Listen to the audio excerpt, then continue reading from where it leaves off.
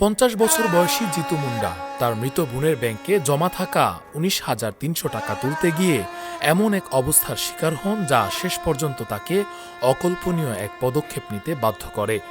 মৃত বোনের কঙ্কাল তুলে নিয়ে ব্যাংক ম্যানেজারের কক্ষে হাজির হন তিনি, শুধু প্রমাণ করার জন্য যে তার বোন আর জীবিত নেই।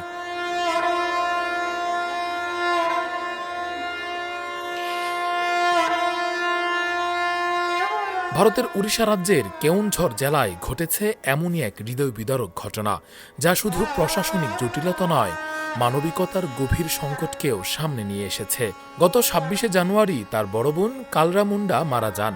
পরিবারের প্রয়োজন মেটাতে বোনের ব্যাংক অ্যাকাউন্টে থাকা টাকাটি তুলতে জিতু কয়েকদিন ধরে স্থানীয় উড়িষ্যা গ্রামীণ ব্যাংকের মালিপুসি শাখায় ঘুরছিলেন, কিন্তু প্রতিবারই তাকে একই কথা শোনানো হয়, অ্যাকাউন্টধারীকে সঙ্গে নিয়ে আসতে হবে।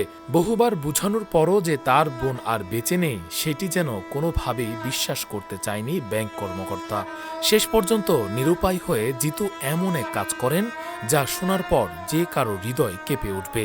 তিনি নিজের হাতে কবর খুঁড়ে মৃত বোনের কঙ্কাল তুলে নিয়ে ব্যাংক ম্যানেজারের কক্ষে হাজির হন, শুধু প্রমাণ করার জন্য যে তার বোন আর জীবিত নেই।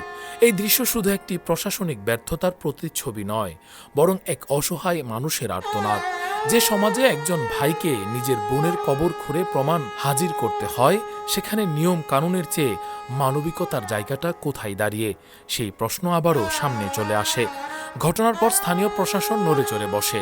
পুলিশ জানায়, জিতু মুন্ডা একজন আদিবাসী এবং আইনি উত্তরাধিকার বা নমিনি সংক্রান্ত প্রতিক্রিয়া সম্পর্কে তার কোনো ধারণা ছিল না।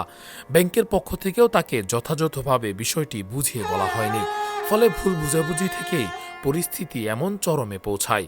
পরবর্তীতে প্রশাসনের হস্তক্ষেপে তার বোনের অ্যাকাউন্ট থেকে টাকা তোলার প্রক্রিয়া শুরু হয়েছে এবং পুলিশের তত্ত্বাবধানে কঙ্কালটি পুনরায় যথাযথভাবে দাফন করা হয়েছে। এই ঘটনা আমাদের মনে করিয়ে দেয়, শুধু নিয়ম দিয়ে সবকিছু চলে না, দরকার সহানুভূতি, বোঝাপড়া এবং মানুষের প্রতি মানুষের দায়বদ্ধতা। কারণ কখনো কখনো একটি ছোট সহমর্মিতা একটি বড় ট্র্যাজেডি এড়াতে সহযোগিতা করে। রাকিবুল ইসলাম রইস, ফেস দ্য পিপল।